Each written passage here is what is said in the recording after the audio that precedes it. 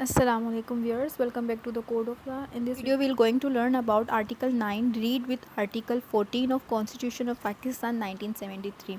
Article 14 से हम इस आर्टिकल 9 को मिला के इस वजह से पढ़ रहे हैं क्योंकि इन दोनों के प्रिंसिपल कनेक्टेड है। ठीक है, ड्यू टू कनेक्टेड प्रिंसिपल हमने इसको मिला के पढ़ना है।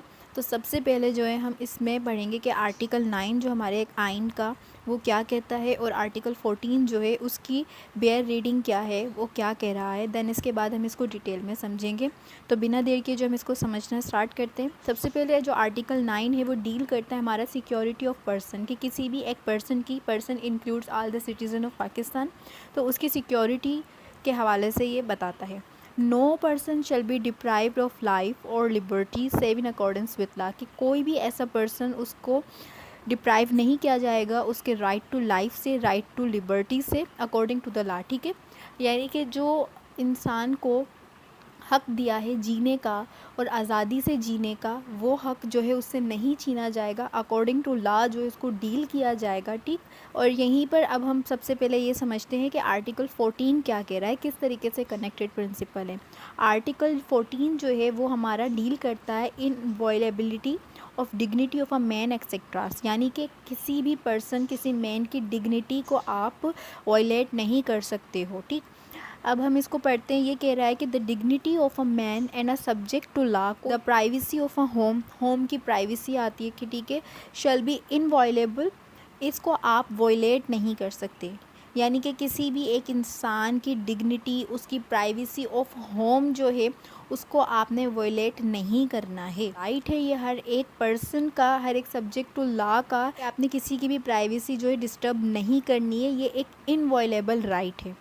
यहीं पे इसका क्लॉज 2 जो है वो ये कहता है कि no person shall be subject to torture for purpose of extracting evidence, कि आप किसी भी पर्सन को सब्जेक्ट टू टॉर्चर, यानी कि आप उसको टॉर्चर नहीं कर सकते हो किसी भी किस्म का एविडेंस एक्सट्रैक्ट करवाने के लिए, यानी कि किसी भी किस्म की गवाही उससे लेने के लिए कि आप वो गवाही दे, एविडेंस के तौर पे आप उस पर्सन को यूज़ कर सको, एज अ विटनेस यूज़ कर सको, या वो कोई एविडेंस प्रोड्यूस करे। इस तरीके का कोई भी काम आप उससे नहीं लोगे, उसको टॉर्चर नहीं करोगे कि भाई आपने, अब क्योंकि ये लॉ की तरफ से एक मैंडेटरी है, अब कानून आपसे मांग रहा है तो आपने एनी हाउ करना ही होगा। आप उसकी कंसेंट के बिना ये चीज़ नहीं कर सकते। अब आप क्यों नहीं कर सकते और कंसेंट क्यों ज़रूरी है और किस तरीके से इस राइट को प्रोटेक्ट किया जाता है और किया है सुप्रीम कोर्ट ने अपनी लेटेस्ट जजमेंट में, वो हम फर्दर पढ़ते हैं। केस हमारे पास मौजूद है। ठीक है, इस केस की स्टोरी क्या है सबसे पहले हम ये समझ लेते हैं, ताकि आगे उसकी जजमेंट और जो भी साइटेशन सुप्रीम कोर्ट ने दी हैं वो हमें समझने में ईजी रहेगा। ब्रीफली फैक्ट्स जो हैं इस केस के वो ये हैं कि रिस्पोंडेंट जो है asserting themselves to be the legal of deceased Mohammad Hussain, के जो रिस्पोंडेंट थे, जो एक पार्टी थी, वो अपने आप को डिक्लेयर कर रहे थे कि वो लीगल ईयर है इस पर्सन के जो कि ये मर चुका है। ठीक है, being his nephew instituted a suit to challenge gift mutation purportedly got sanctioned by Mohammad Hussain in favour of the petitioner. वो अपोजिट जो पार्टी थी वो मोहम्मद हुसैन का बेटा था जो कि पिटिशनर है इस केस में, और जो दूसरी अपोजिट पार्टी है, एडवर्स पार्टी, वो रिस्पोंडेंट है जो कि मोहम्मद हुसैन के लीगल ईयर्स हैं। अब wherein the petitioner was mentioned as a son of Mohammad Hussain, जैसा कि मैंने अभी बताया कि जो पिटिशनर है वो बेटा था मोहम्मद हुसैन का, और जो रिस्पोंडेंट है वो उसके अदर लीगल ईयर्स थे, और जो पिटिशनर है वो भांजा है, यानी कि उसके अंकल वालों ने अपने भांजे के ऊपर केस किया है। The respondent asserted in the plaint that their uncle Muhammad Hussain died issueless and the petitioner was not his son and that the petitioner had got sanctioned the gift mutation fraudulently। अब जो respondent थी, जो adverse party है, उन्होंने ये claim किया था अपने प्लेंट में, उन्होंने ये चीज़ दी थी, पिटिशनर है वो मोहम्मद हुसैन का बेटा नहीं है और उसने जो प्रॉपर्टी एज अ गिफ्ट ली है वो फ्रॉडुलेंटली ली है। ठीक है, ये उनका क्लेम था। अब यहीं पर जो है दूसरा रिस्पोंडेंट ने ये कहा कि the respondent made an application alleging therein that the petitioner was son of one Tajdeen and his wife Zubeda बीबी, और साथ ही में जो रिस्पोंडेंट थे उन्होंने ये भी क्लेम किया कि भाई पिटिशनर जो है one Tajdin and his wife Zubaida Bibi. 2 other और पर्सन है, ताजदीन नाम है जिसका और उसकी बीवी का नाम वाइफ ज़ुबैदा बीबी है। ये उनका बेटा है। मोहम्मद हुसैन जो है उनका बेटा नहीं है। और उन्होंने ये कहा कि पिटिशनर और ताजदीन और ज़ुबैदा बीबी का डीएनए टेस्ट करवाया जाए to rebut the evidence produced by the petitioner regarding his parentage, ताकि जो ये अपने आप को बेटा बता रहा है मोहम्मद हुसैन का, इससे ये साबित हो जाएगा कि ये उनका बेटा नहीं है। ठीक है, ये रिस्पोंडेंट की तरफ से सारे क्लेम्स थे, उन्होंने अपने प्लेंट में ये सारी चीज़ें दी थी। देन इसके बाद इस केस में क्या हुआ कि ट्रायल कोर्ट ने इनकी इस एप्लीकेशन को डिसमिस कर दिया। ठीक है, ऑर्डर आया था इस तारीख को, डिसमिस किया, क्या कहते हुए कि भाई the matter can easily be ascertained with the evidence available on record, कि ये जो मैटर है कि वो प्रॉपर्टी उसको मिली है एज अ गिफ्ट या नहीं मिली है, जो एविडेंस आप दोनों पार्टीज़ दे रही हैं उससे इजीली असरटेन किया जा सकता है।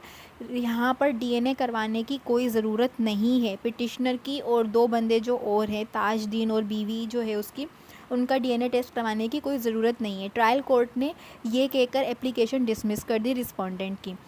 फिर उसके बाद क्या करा, रिस्पोंडेंट ने रिवीजन फाइल करा, but the revisional court on a revision petition for the respondent allowed the said application. ठीक है, जब उन्होंने रिवीजन फाइल करी ट्रायल कोर्ट के ऑर्डर के ऊपर, तो जो रिवीजन कोर्ट थी उन्होंने रिस्पोंडेंट की एप्लीकेशन को अलो कर दिया, और साथ में उन्होंने अपना ओपिनियन ये दिया कि the parentage of the petitioner can be determined through DNA test of Mohammad Nawaz petitioner, Tajdin as well as Zahida बेगम।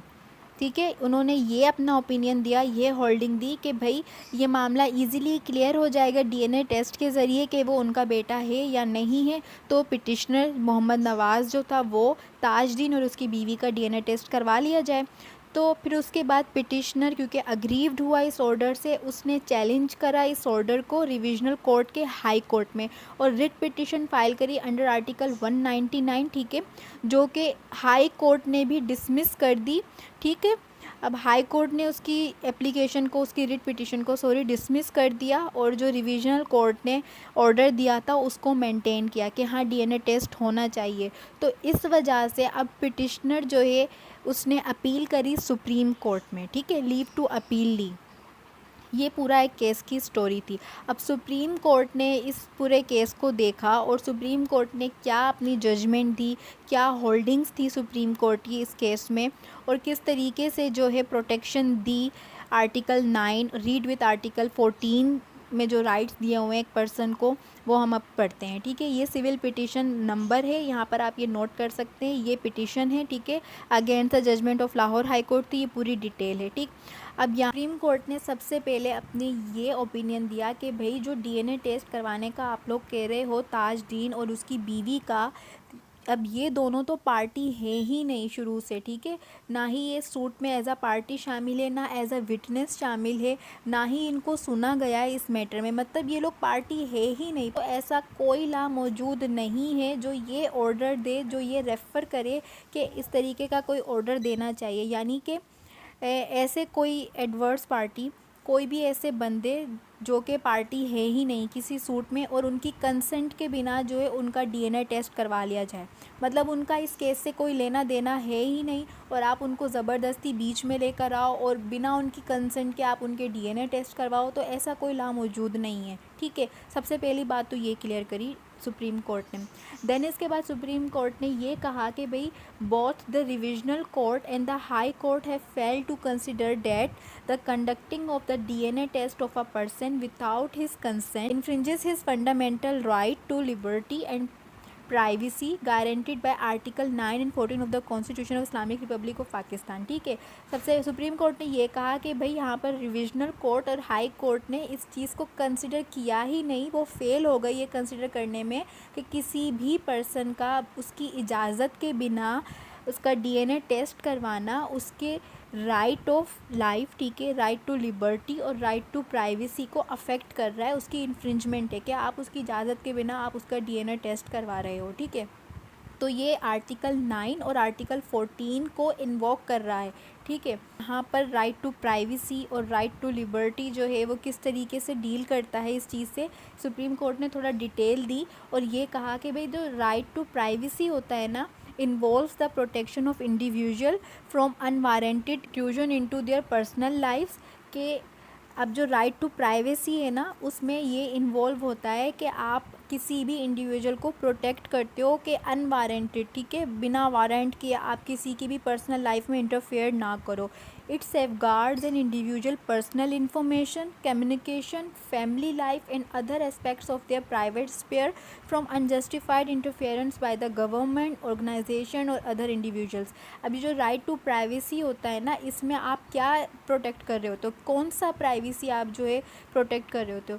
वो प्राइवेसी आप प्रोटेक्ट कर रहे होते हो कि किसी भी इंडिविजुअल की पर्सनल इन्फॉर्मेशन लीक ना हो, उसकी कम्युनिकेशन लीक ना हो, उसकी फैमिली लाइफ को कोई डिस्टर्ब ना करे और अदर एस्पेक्ट उसके प्राइवेट स्पेयर के, ठीक है, जो कि कोई भी जो है गवर्नमेंट का इदारा, गवर्नमेंट खुद या कोई भी इंडिविजुअल जो है अनजस्टिफाइडली, यानी कि उसके पास कोई जस्टिफाइड रीज़न नहीं है, कोई सफिशेंट कॉज नहीं है और वो आके इंटरफेयर करे, उसकी प्राइवेसी डिस्टर्ब करे, तो ऐसा किसी को भी हक नहीं है। तो राइट टू प्राइवेसी जो है यही सेफगार्ड कर रहा होता है। और यहाँ पर जो आर्टिकल 14 में प्राइवेसी ऑफ होम जो एक्सप्रेशन दिया हुआ है, प्राइवेसी ऑफ होम का मकसद यहाँ पर सुप्रीम कोर्ट ने क्लियर करा और ये कहा कि प्राइवेसी ऑफ होम का मतलब ये नहीं है कि फिज़िकल जो है हाउस के, एक घर की जो है प्रोटेक्शन की जाए, कि जहाँ पर वो बंदा रह रहा है, जो उसकी रिहाइश की जगह है उसको प्रोटेक्ट किया जाए।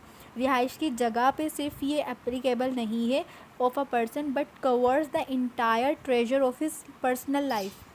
इसमें सिर्फ फिज़िकल हाउस रिस्ट्रिक्ट नहीं होता, बल्कि इसमें पूरा एक ट्रेजर, पर्सनल लाइफ पूरे बंदे की कवर होती है कि आप उसकी पूरी एक पर्सनल लाइफ जो है उसको कवर करो, उसको प्रोटेक्ट करो। क्योंकि प्राइवेसी किसी प्लेस से रिलेट नहीं करती, प्राइवेसी पर्सन से रिलेट करती है। उस पर्सन की प्राइवेसी को प्रोटेक्ट करना है, ना कि किसी जगह को, ठीक है।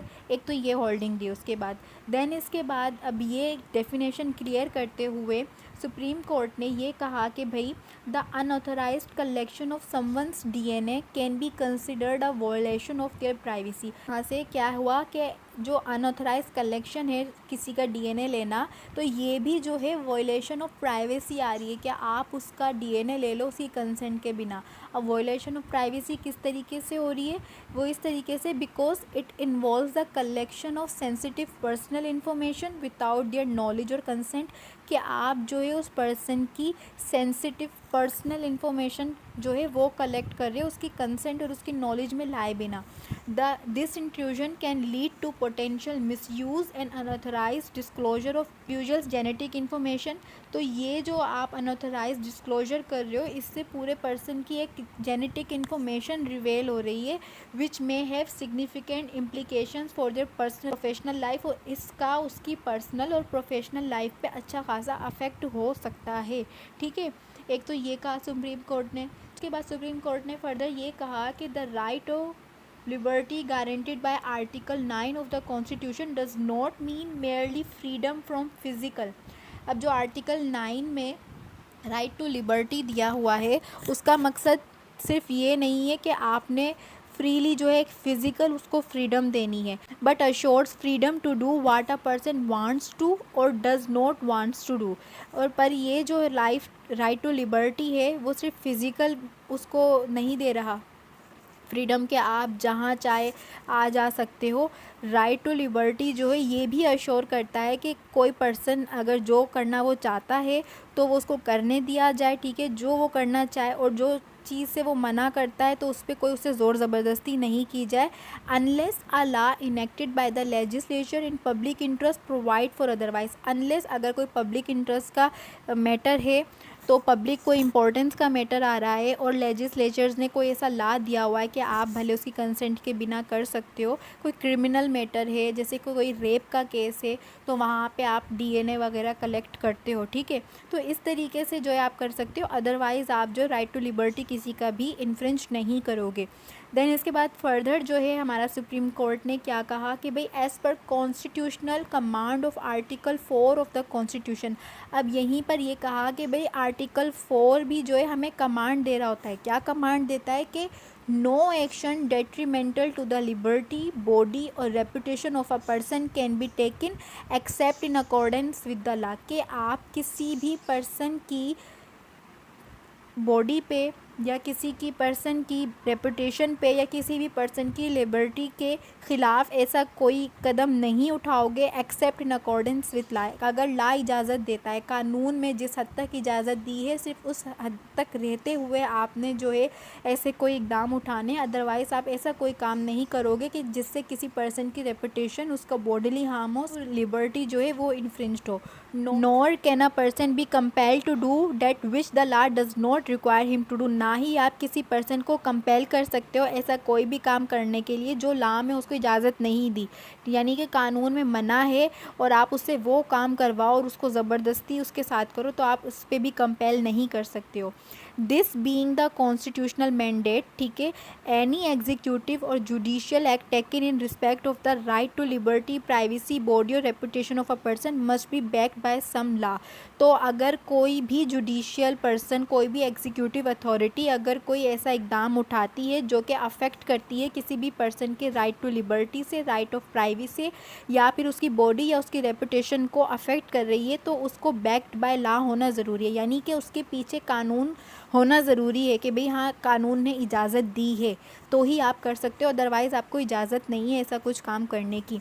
फर्दर ये कहा कि we are aware of certain provision of criminal law which permit the DNA test of an accused person without his consent, कि हमारे पास क्रिमिनल लॉ में जैसे कि कुछ प्रोविजंस मौजूद हैं जो कि हमें ये इजाज़त देते हैं कि जो अक्यूज्ड पर्सन है आप उसका DNA उसकी कंसेंट के बिना ले सकते हो। अभी एक एक्सेप्शनल केसेस वगैरह आ गए, जैसे कि सेक्शन 164A है, 164B है CRPC का, और जो कि इंसर्टेड किया गया था क्रिमिनल लॉ अमेंडमेंट एक्ट में कि रिलेटिंग टू रेप, कोई भी जो है अगर ऑफेंसेस वगैरह हैं तो वहाँ पर अक्यूज़ पर्सन का आप उसकी कंसेंट के बिना ले सकते हो। अब यहाँ पर अक्यूज़ है क्योंकि उसने रेप किया है, तो यहाँ पर वो अपना आर्टिकल 9, आर्टिकल 14, आर्टिकल 4 जो है उसकी प्ली नहीं ले सकता कि भाई मेरी कंसेंट नहीं है, मैं नहीं देना चाहता और मेरा DNA टेस्ट आप ऐसे कैसे करवा सकते हैं, यहाँ पर वो नहीं ले सकता। हमारे पास यहाँ पे बैक्ड बाय लॉ होगा कि भाई आपने रेप किया है, हमारे पास लॉ मौजूद है, तो आपका जो है बिना कंसेंट के ले सकते हैं DNA, ताकि ये चीज़ साबित हो कि आप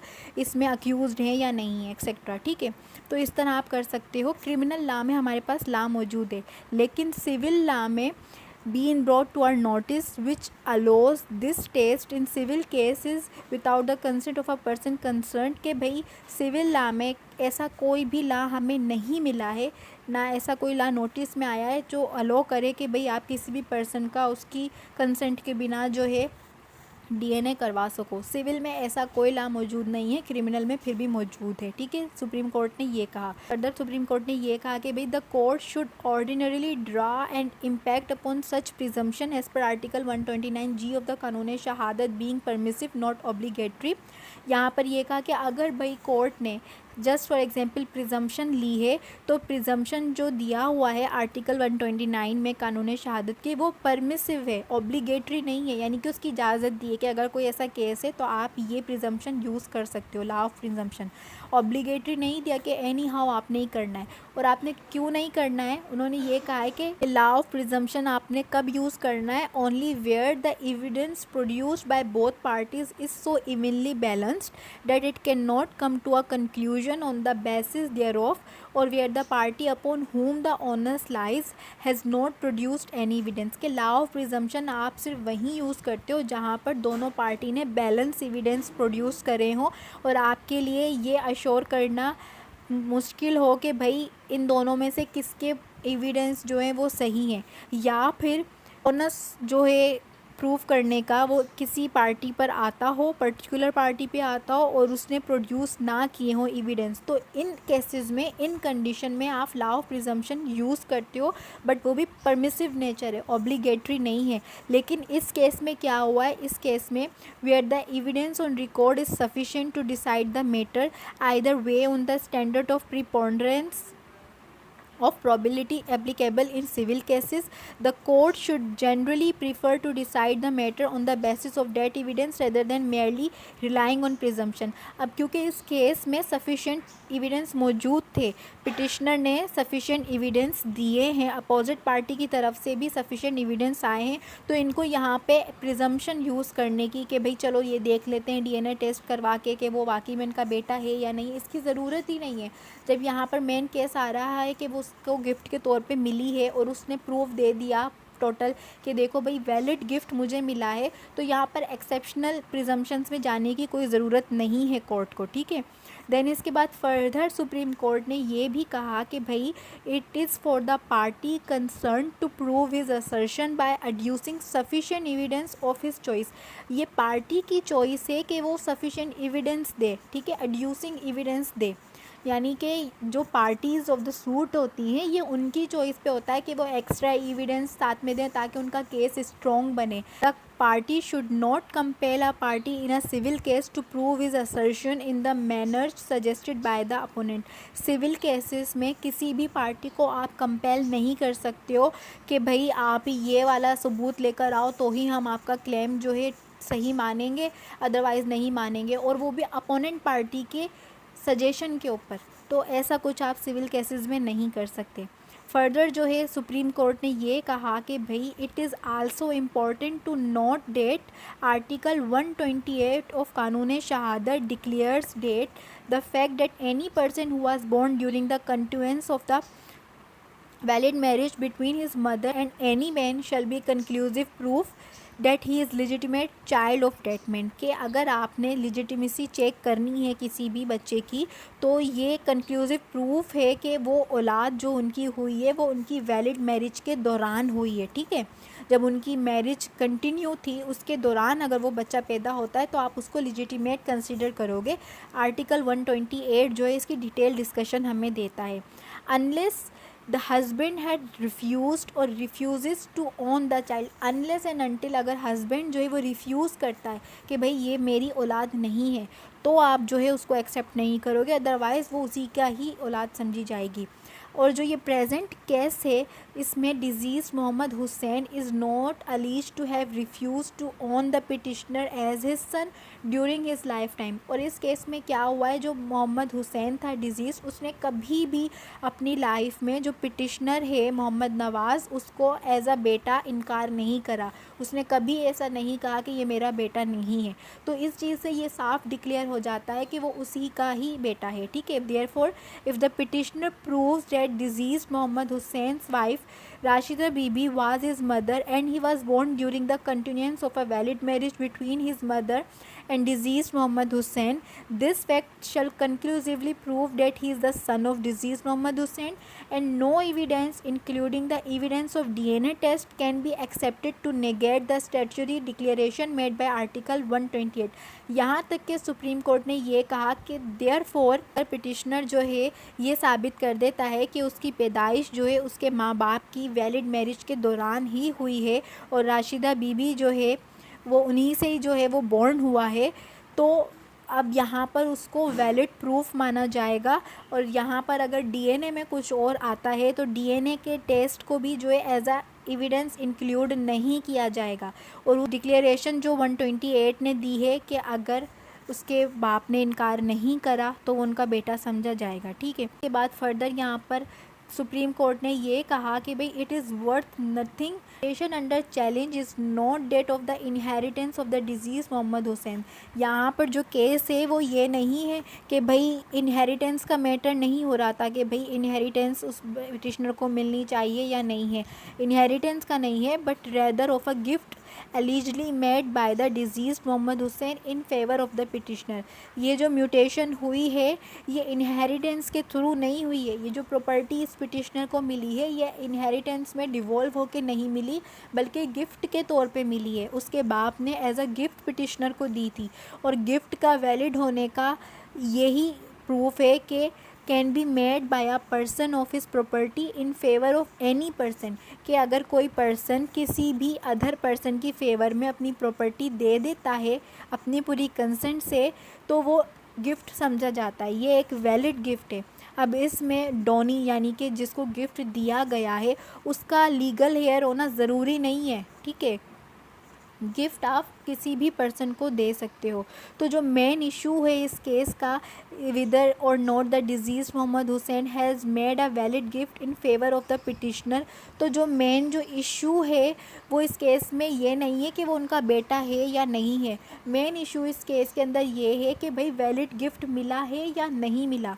तो जो इशू है, whether the petitioner is the real और adopted son of the deceased Mohammad Hussain would assume importance only when the petitioner fails to prove the validity of the challenged gift। जब वो ये प्रूव करने में फेल हो जाएगा कि भाई ये प्रॉपर्टी उसको एज अ गिफ्ट मिली है और वैलिड गिफ्ट मिला है, तो फिर जाहिर सी बात है क्योंकि वो उनका बेटा है तो एज अ इनहेरिटेंस उसको वो प्रॉपर्टी मिलेगी। उसके बाद जो है फिर यहाँ पर इसके कि वो उनका बेटा है या नहीं है, फिर ये क्वेश्चन अराइज होगा, देन डीएनए टेस्ट की ज़रूरत पड़ सकती है। अदरवाइज़ फ़िल वक्त इस केस में डीएनए टेस्ट की कोई ज़रूरत नहीं थी। ठीक है, फर्दर जो है सुप्रीम कोर्ट ने ये सारी चीज़ें मद्देनज़र रखते हुए ये कहा कि भाई there was no jurisdictional error in the order passed by the trial court, के जो ट्रायल कोर्ट ने ऑर्डर दिया था कि भाई यहाँ पर डीएनए टेस्ट की ज़रूरत नहीं है क्योंकि ये गिफ्ट का मामला है कि गिफ्ट वैलिड है या नहीं है। तो जितने एविडेंस आप प्रोड्यूस करोगे उनसे ही इस मामले को सॉर्ट आउट किया जा सकता है। तो ये बिल्कुल सही ऑर्डर दिया था ट्रायल कोर्ट ने।